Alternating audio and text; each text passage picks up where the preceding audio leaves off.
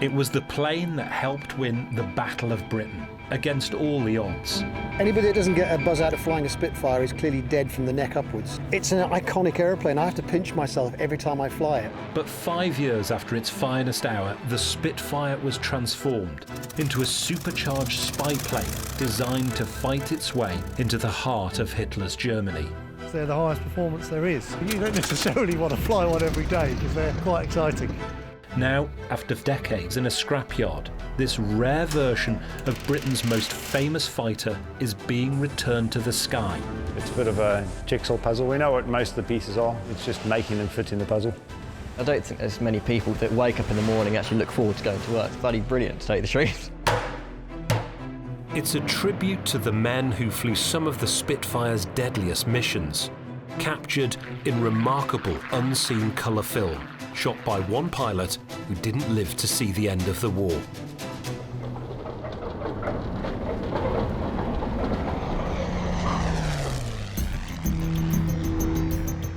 Sywell Aerodrome outside Northampton, home to one of the UK's biggest collections of vintage warplanes. And today, there's a new arrival.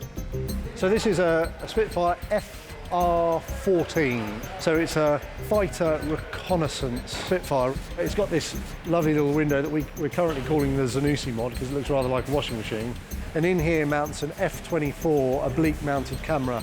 It's got the same window on the other side, and it either points out one way or the other. So in between flying a Griffon engine Spitfire, which is a bit of a handful at the best of times, you've basically got to put it into a turn and orbit what they want to take a picture of, remembering which side he's got the camera pointing out on, whilst of course shooting down a couple of ME-109s or Focke-Wulf 190s at the same time. Engineer and pilot Richard Grace is a Spitfire expert. He's been flying them since he was 20. Wonderful, wonderful aeroplane, the likes of which, as far as I'm concerned, will never be matched. He's also flown most of the leading American and German Second World War fighters. But RM927 is a very rare warbird indeed. This particular aeroplane was built in very early 45. It was brought on service January 1945, and it saw lots of operational service in Europe at the time rather than in the UK. I think it was something like 40 missions. No kills, to the best of our knowledge, although, like all of these things, the actual history will come out of the woodwork as we go through the process. That's all part of the enjoyment of the job. So we're contracted to get it flying inside 13 months, which is a bit of an ask, but if you can't take a joke, you shouldn't have joined. And yeah, I think it's doable, or I wouldn't have said I could do it. Richard's team of engineers has taken on the task. South African Wade Hammond is in charge. Howard Burgess will do the wings, and Lee Kingman will start on the tailplane. The tail is an original tail, and that's the first bit we've started on. As a rule of thumb, found that starting at the back and working your way forwards is usually the way to do things. And the hot tip is always do the bit you sit in last, otherwise you'll just end up sitting in it making the noises all the time. So at the moment we're removing all the skins off this fin for the Mark 14 Spitfire. You can see all this sort of jointing compound here over the years. It's just starting to corrode a little bit. So before it gets much worse, we're just going to take all the skins off, clean them up, and then just put it all back together, really. 927 was sold to the Belgian Air Force after the war and sent to a scrapyard where it rusted away in the open for decades before finally being rescued. So it's just sort of sat in a damp shed and just collected up loads of moisture. So we think the best solution was to take it apart and do it again, really. If I'm on it, all day, every day, probably a couple of weeks' work, and then once the fuselage has been painted, we'll bolt it onto the fuselage. And Richard still has to find some of the parts necessary to rebuild a rare Spitfire that went out of production 76 years ago. To add to his problems, it was powered not by the commonplace Rolls-Royce Merlin engine, but by its rare, beefed-up brother, the Griffon. As you appreciate, the timeline is quite tight. We've got chunky bits like the 2,000 horsepower's worth of Griffon engine on this one. So yeah, I've sourced one of those from the United States, and that should be with us fairly shortly, with any luck, within months, and then we can start fitting that out, which is no mean feat in its own right. There's a lot of pipe work and a lot of other stuff. Radiators and oil coolers, they've already been dropped off to get rebuilt. The real critical thing for me is getting it right, because it is such a specific variant. If you want to do a steep turn, Just a little bit of gentle back pressure on the stick. Once you go beyond about 30 degrees, you need some back pressure. Up to that point, none at all. The Sywell hangar is home to a fleet of warplanes that are now earning a living thanks to a passenger boom. It was my 60th birthday. I am an aviator and I've always wanted to fly a Spitfire. Okay. All happy? Happy. For the price of a business class flight across the Atlantic, anyone can book an hour in the back of a two-seat Spitfire. Just under £3,000 for a 25-minute airborne flight, during which you can see every element of what a Spitfire's capable of. But the aeroplane in its own right is not a cheap thing to run. I mean, you've got an engine rebuild every 500 hours. It costs $250,000 US. Consumable things like the tailwheel tyres alone are £700 a tyre. So it doesn't take very long to realise that your £3,000 doesn't go as far as you'd want it to. Warplanes run in the Grace family. When Richard's father Nick was killed in a car crash in the 1980s, his mum Carolyn taught herself to fly his aircraft and flew it until Richard was ready to take over the cockpit. Fundamentally, the business is based around this two-seat Spitfire in which we do passenger flights year-round. It's a Spitfire my father rebuilt from 1979 to 1985. And we've been operating it ever since then. Just gone through a bit of a major rework where we changed the wing spars and a bit more than the usual in-depth routine maintenance. We've got a Mustang wing that we're rebuilding here, which was damaged in an accident, and we're just essentially completely rebuilding that wing.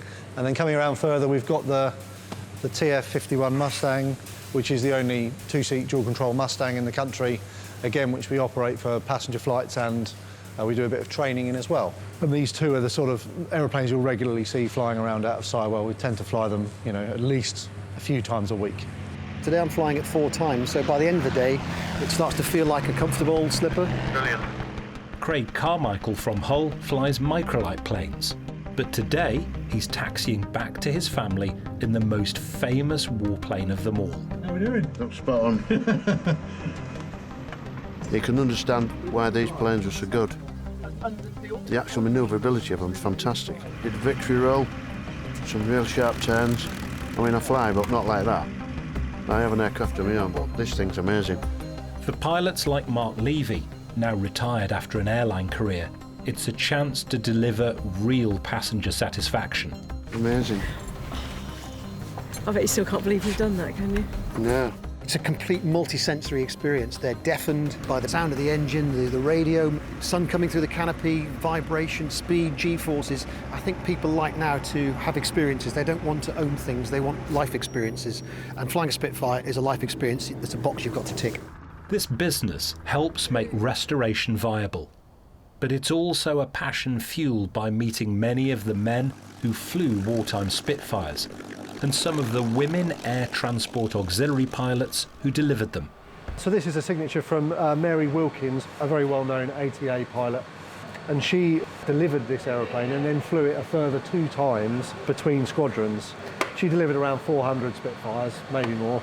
But yeah, it's just really nice that she lived on the Isle of Wight when the fuselage was being rebuilt, so she was able to swing by the hangar where it was being rebuilt and very kindly signed her name on the cockpit door. And even the right way up, so that when the doors open, you can read it the right way up.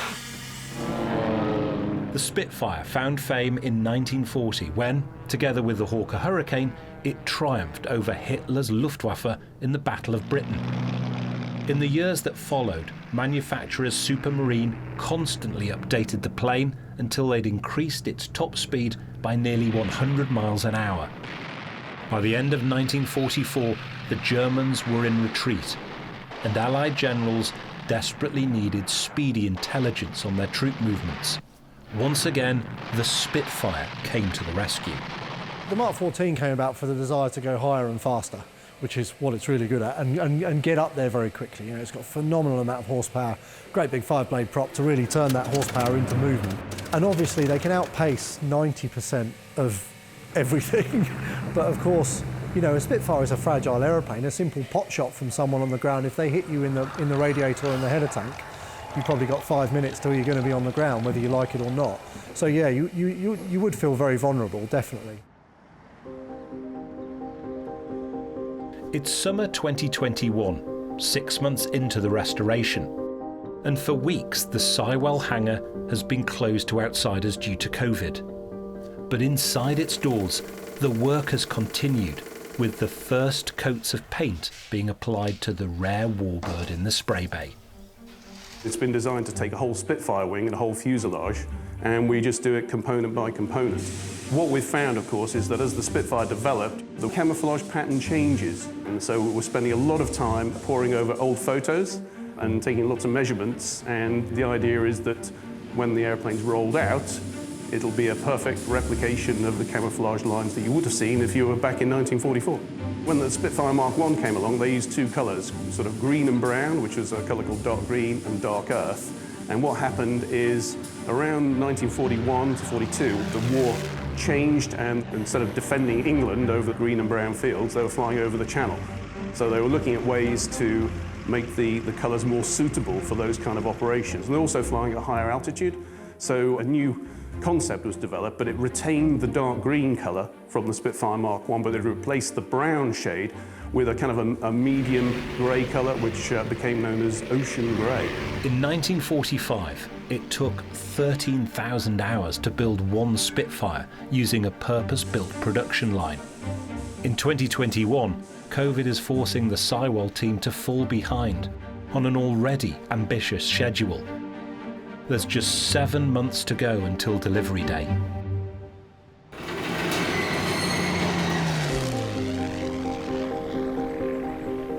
It's autumn, and after a summer of lockdowns and social distancing, the doors of the restoration hangar are finally open, and the team are desperately trying to make up for lost time.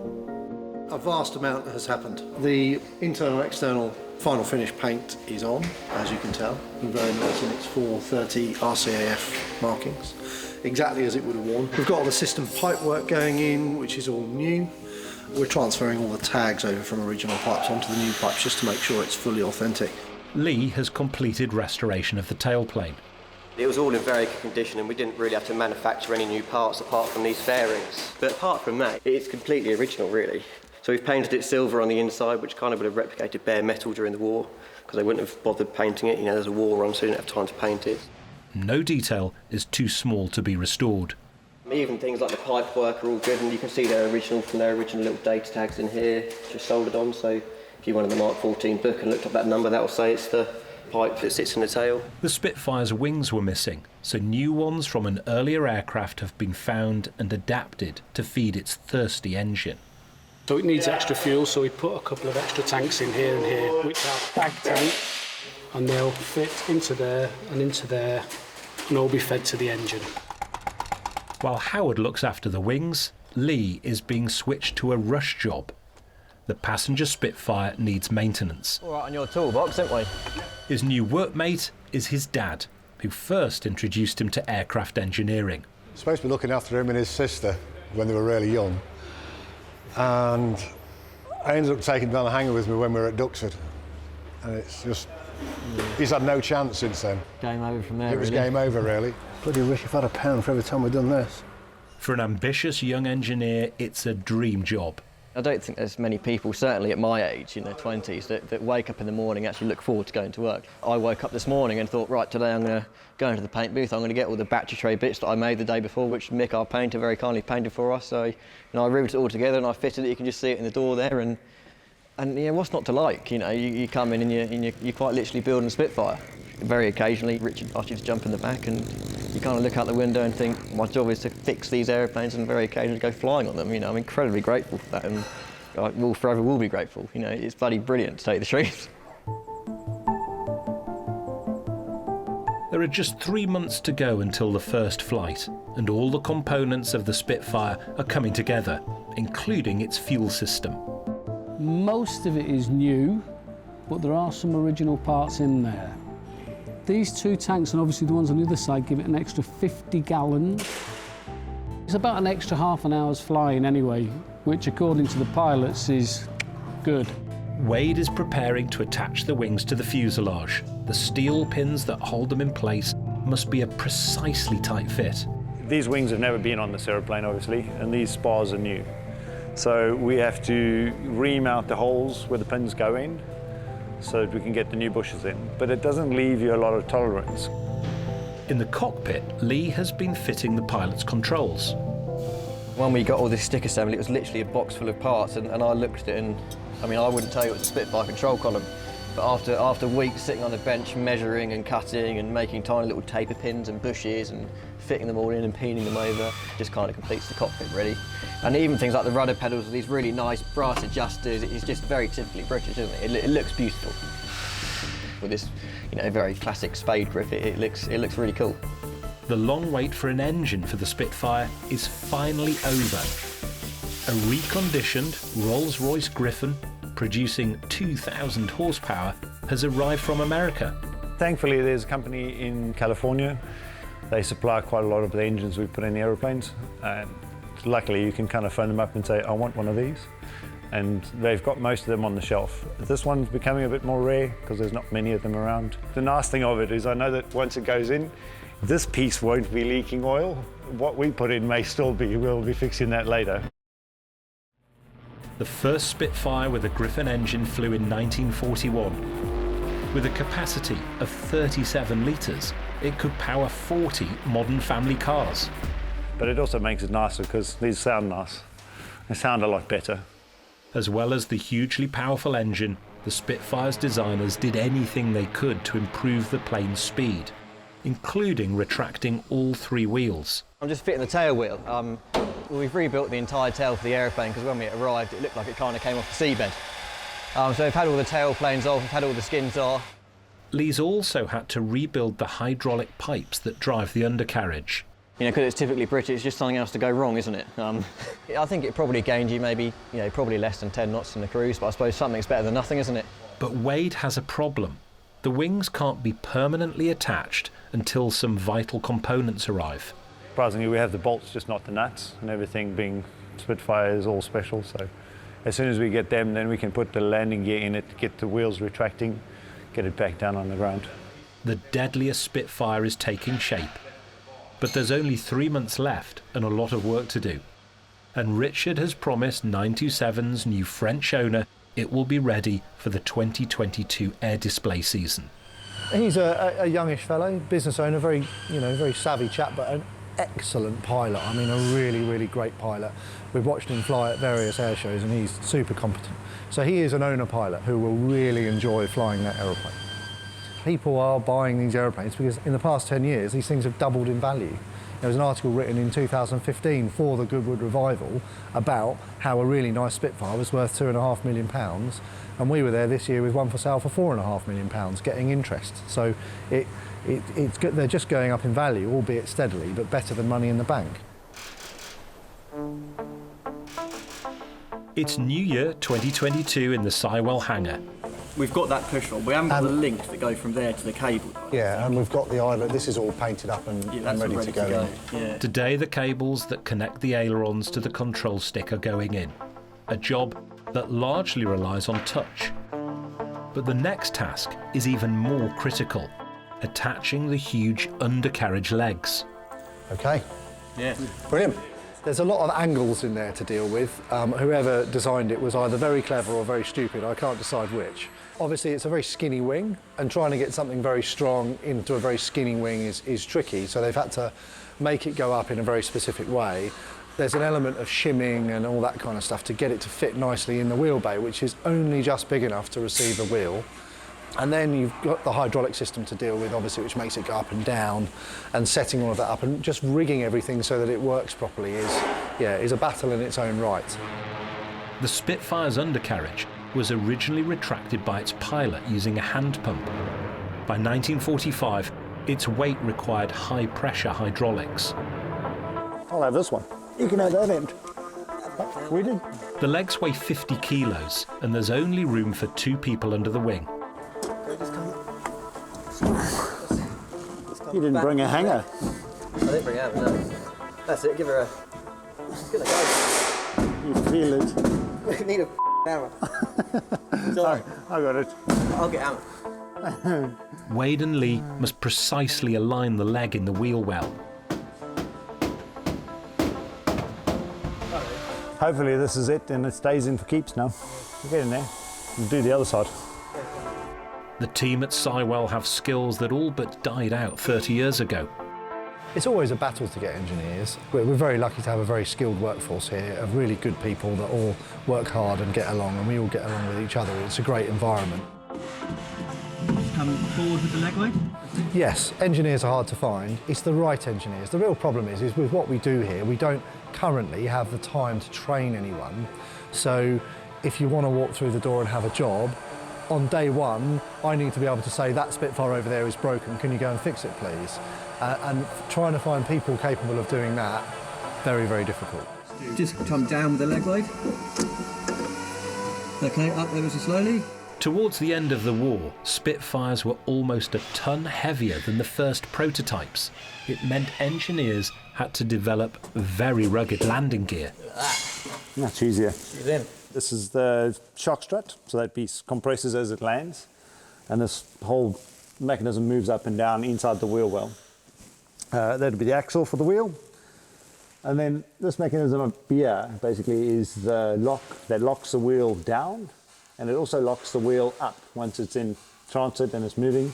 This whole mechanism's kind of held in with this one bolt. It stops it from moving in and out, and that bolt there is one of the weaker points on the Spitfire. The quest for speed also put massive strain on the aircraft's aluminium structure. All they did is they put big engines in, so the airplanes got heavier and heavier. So all the locking mechanism, the bolts up there on this particular model are quite heavy. They're much bigger than the earlier ones. It's time to test the undercarriage. So all we're going to do is turn the gearbox today so we can simulate the hydraulic pump moving. It's not as fast as it would be when the engine's turning it, but for the purposes of what we're doing, it's just fine. So my little battery drill takes a bit of a beating, but it does fine. And then it's basically just going to spin up our accessory box.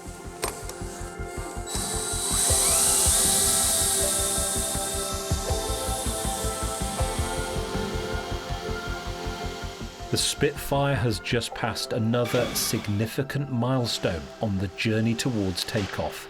Actually, it's going really well. We've got 2.5 to 3 months left. The timeline's sort of okay. We're supposed to be done in April at some point, and I think we will be. We've been quite lucky that all of the structural elements have gone together really well. We haven't had any major dramas, no wings that wouldn't fit on fuselages and things that you dread. Everything's kind of connected, and we're just in the process of dealing with the fuel system and some of the control system.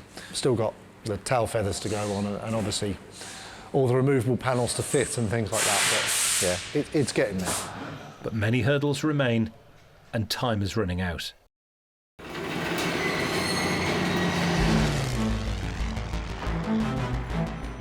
Inside the Spitfire hangar at Sywell, business is booming. Winter is when warbird owners want their planes servicing. For Richard, authenticity is everything. In an era when the number of flying warbirds grows every year, he prefers to rescue real planes from wreckage rather than create new ones. People are building two-seat Spitfires from fundamentally nothing, which is a sign that they are worth a lot of money and there aren't any around. An original two-seat Spitfire like that, with, you know, that's got more combat history than any other surviving Spitfire and is pretty much 85% original now because we just changed the wing spars. It was 90, but now it's about 85. It's got to be worth £6 million at a guess, you know, but of course it's not for sale. Something like this Mustang, you're looking at least £3.5 million. Again, because you've got a very, very usable aeroplane in the form of a Mustang, but actually this one's got 2 seats and 2 sets of controls, so all of a sudden it's even more usable. Authenticity adds value, and original wreckage can fetch £1 million. But many Spitfires flying today are simply modern copies. Like gluten-free bread. It's very clever that someone managed to make bread look and feel like bread but with no gluten in it, in the same way that it's very clever that someone has managed to make a Spitfire from absolutely nothing, but gluten-free bread is not bread, and a Spitfire made from nothing is not, in my opinion, a Spitfire. Richard is now in charge of the family business. His mother has hung up her flying gloves and runs a cattle property in Australia. But their memories of the men and women who flew these planes are still fresh. It's special for me, of course, because my father rebuilt it, but special because it shot down the first enemy aircraft on D-Day. It shared half of the second aircraft on D-Day. It's got 372 combat hours, 176 operational sorties. We've been lucky enough, because of the era in which it was rebuilt, to have found every pilot that flew it during the war and after and fly them again in the aeroplane when they were in their 60s, you know, so we got all the really good stories. and all of the ground crew that ever worked on it, particularly with 485 Squadron, and fly all of them in it as well, and get all of their stories too. Unfortunately, all of them now have passed away. Those wartime pilots may have gone, but they live on in a remarkable film archive recently rediscovered in Holland. In 1945, as the Allies advanced into Europe, one young Dutch pilot, Frans van Eyck, filmed his squadron at work and play. The RAF's Mark 14 Spitfires were now so fast they were assigned to catch Hitler's V-1 flying bombs before they could reach London.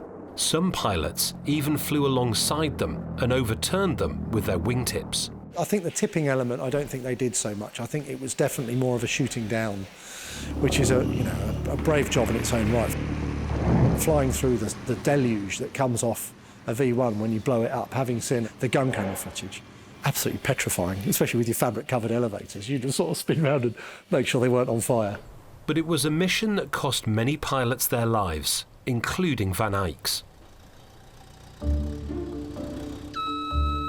It's February 2022, 2 months before the promised delivery, and other aircraft are making way for 2 tons of Rolls-Royce Griffon, which is about to be installed into 927. So there's lifting hours already on the engine, so most of the weight of the engine is about there.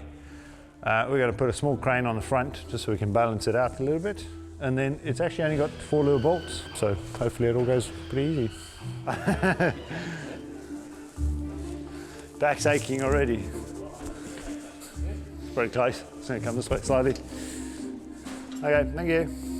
You just have to be careful. There's a lot of things that could go wrong. You don't even want to start, but you just have to be gentle. The biggest problem is if it doesn't fit, but it looks a bit tight at the moment, but we're not too bad. The engine must be precisely aligned to slot into the aluminium engine bearers that will connect it to the fuselage. Yeah, you know, you got to go up. Oh yeah, load. But there's a problem. The forklift truck won't fit under the wing. Okay, stop there. We might have to take something off a forklift. So easy enough, all we have to do is get that one into there. So we've only got to go another 6 inches or so, and then these are the pins that basically hold it together. It's what they call a split push pin. So he's tapered, then he goes down the middle of them and expands them open in the holes. What's the hardest part of fitting the engine? Taking the mirror off the forklift. No, we're hitting something. I feel like we're crashing into something, right? Yeah, no, it does feel like we're crashing into something. However, Wade's enthusiasm to hit the deadline has just set them back. Yeah, just me being clever, putting things on that shouldn't be on yet. But it's like a magical puzzle piece. It's like unlocking one of the doors so we can put a whole bunch of other parts on now. That's going to be okay. I've got a good feeling. Magical big puff. Experience and a little muscle are inching engine and plane together. Still moving in yours? No. I think you just need to move the tail over a little bit. Maybe it's a fraction more actually, mate. What are you caught on? You started now. We've nearly got a hole, so we're nearly ready to pop a bolt in. All right, can I have a go? Almost, let me just knock this in. Just like that. At last, 2 of the 4 pins are in. So there is a little bit of movement up and down, so we can just sort of lower the lower ones into place. It's come up half a ton. So it looks pretty good.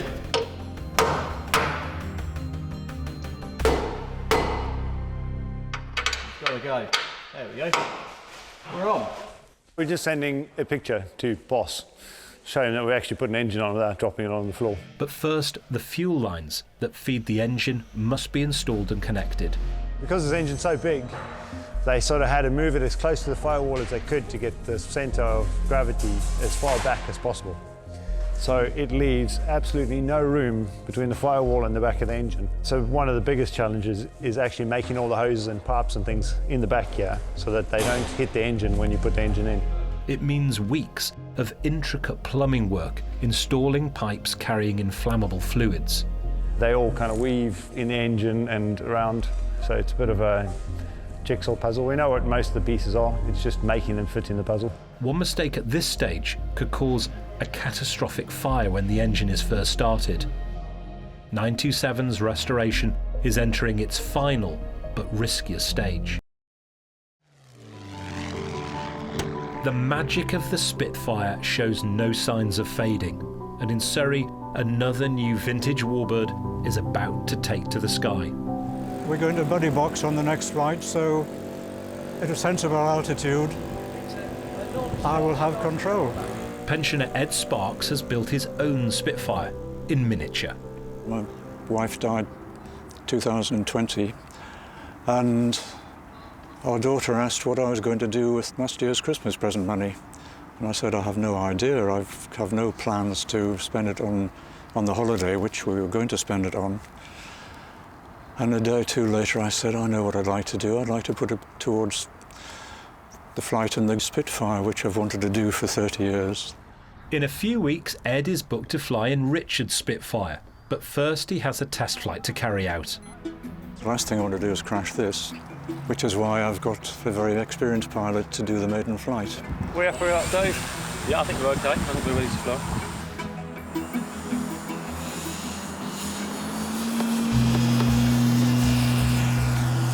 Are we happy? Fantastic. Absolutely tickled pink. Brilliant. I've loved building it. But always the thing is it going to fly okay? And it flies beautifully. 4 minutes.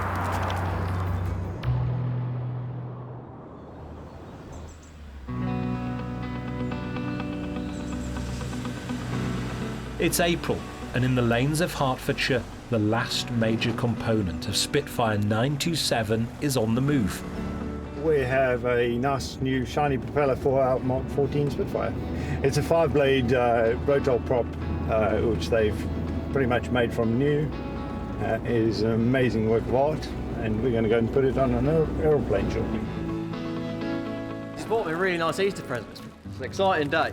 I don't know when it had a propeller on, mate. 1950s, I think, probably had a prop on. It was a while ago.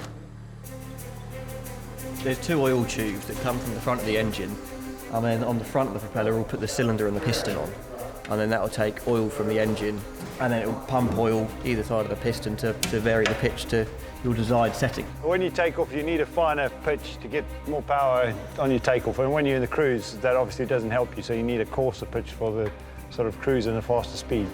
In 1940, a Spitfire cost £10,000.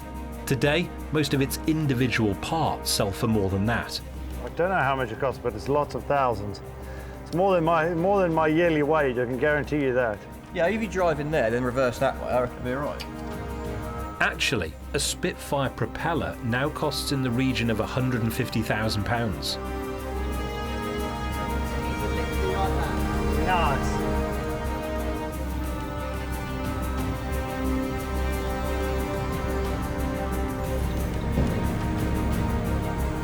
We're on. No, we're not a million miles off going flying, to be honest. I reckon a month. A month, maybe less. Yeah, maybe less. 3 weeks, a month, if we get cracking and don't drink too much beer. And the team are already beginning to worry about the test flight. The Spitfire Mark 14 had a fearsome reputation among its pilots. Putting that much power into it does make it a little bit more tricky. Obviously, with such a big propeller, the gyroscopics and stuff make everything a bit more tricky, but it makes it go faster. They're definitely not a Cessna. Despite having a cubic capacity of nearly 50 modern family cars, the Griffon is so precisely engineered that it can be turned over by hand. How tight is this engine? Oh, that's lovely. The boys know how to build an engine. Then the next one. You happy that's tight? I think so. I think the last big thing to do really is the coolant and oil pipes, to run them in the right places and then check they're not leaking. That's about it for running the engine, really. Okay. Okay, so I'll just manage the bottom of it as best I can.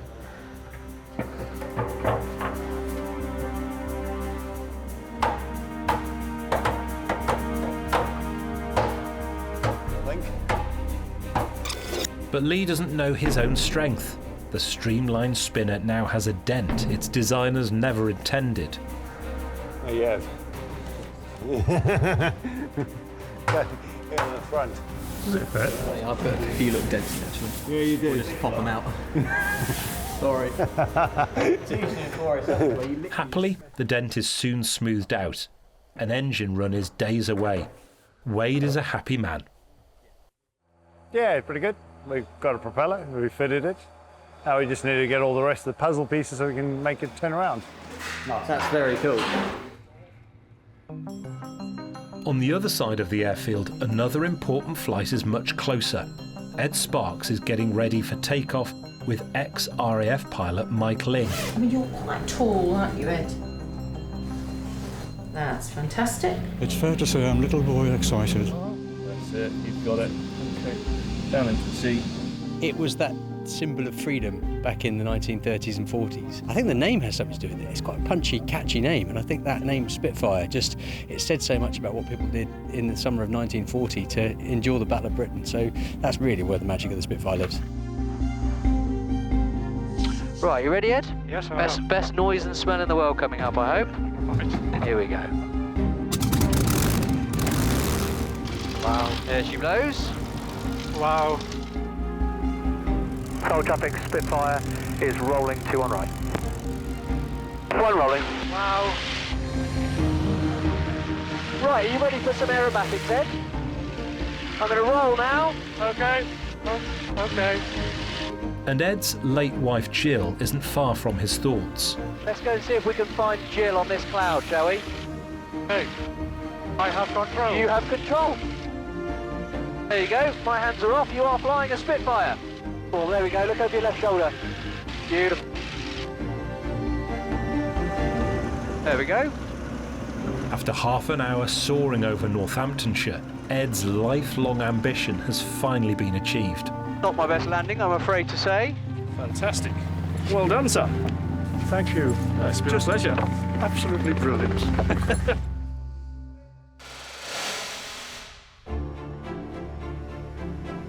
It's May 2022, a month after the Spitfire's scheduled completion date, and 927 is about to undergo its final test before taking to the air, the first engine run.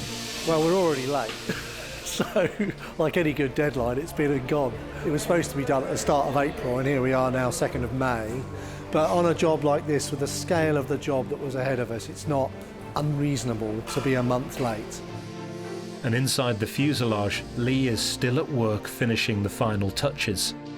You know, modern day now you use P-clips, but we want this to be authentic and look how it would have looked during the Second World War, so we're spending hours and hours making these tiny little phenolic blocks.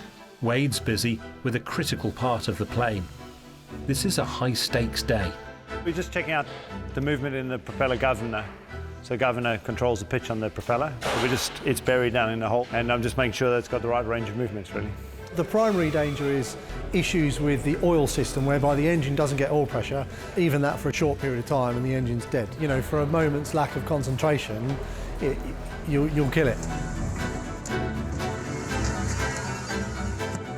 For this crucial test, the boss is taking the controls. Is the fuel on? No. And have we checked the oil level? All right. Just going to flood the carb. Air up.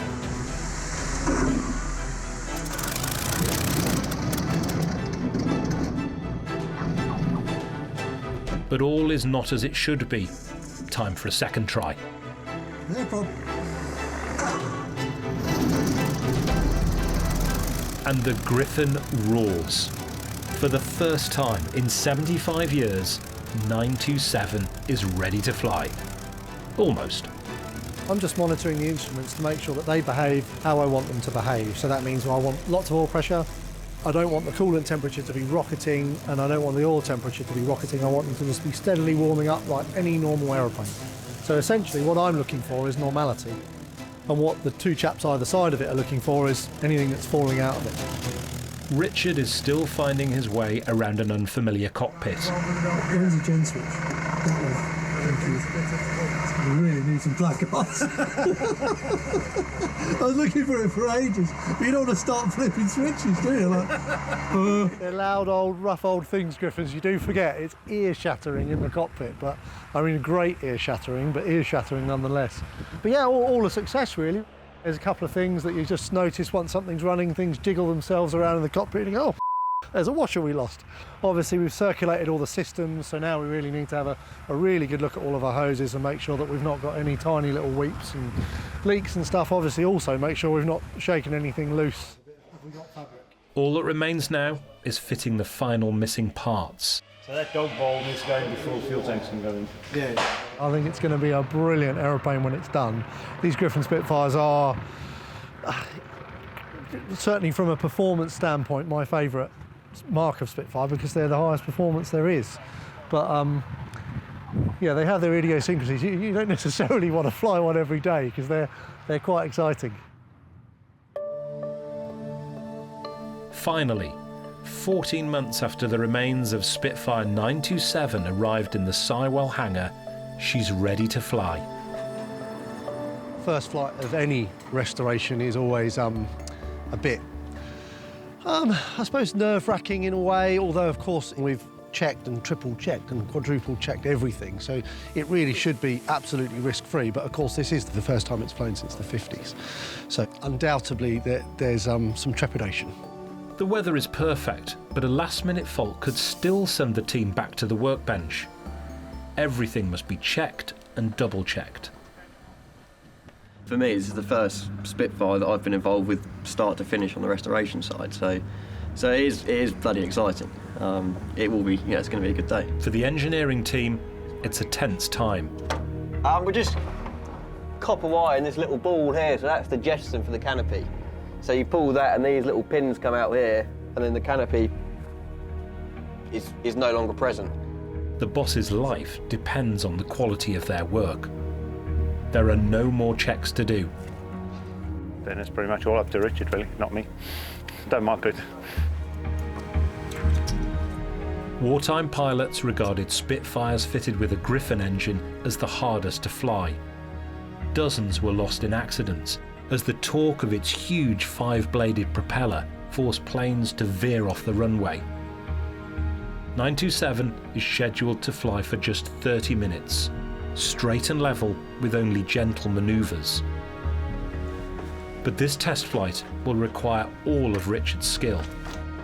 Yeah, Wayne's got a smile on his face, that's always a good sign. It's a rare sight, get a picture of that. Have a go.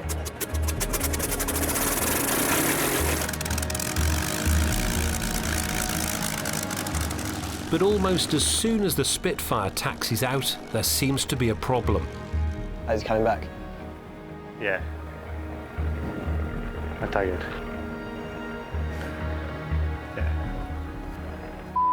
The brakes, vital to slowing down the aircraft after landing, aren't biting. You need a bit of bite. Yeah. And I don't know what to suggest other than maybe now it's done a bit of taxing. Yeah, pull that wheel off. Pull both wheels off. Yeah, and scuff out the brakes. Typically with new brakes they never work that brilliantly, simply because they need to bed in a lot like the brakes on your car inside the first 200 miles. But of course 200 miles of taxiing in an aeroplane takes quite a while. 200 miles of flying not so long, but the taxiing would take quite a while. All the way around it. I'm with you. Yeah, righto mate. Sandpaper should solve the problem, but the engine is also producing smoke. Black smoke is always fuel and white smoke's oil. But yeah, it's just a bit rich, so there's a little knob on the carb, so which, clockwise to give it more fuel, anti-clockwise to give it less fuel. So just going to give that half a turn and try it now and read the book and just set the mixture up properly at this stage. You're in. Clear prop.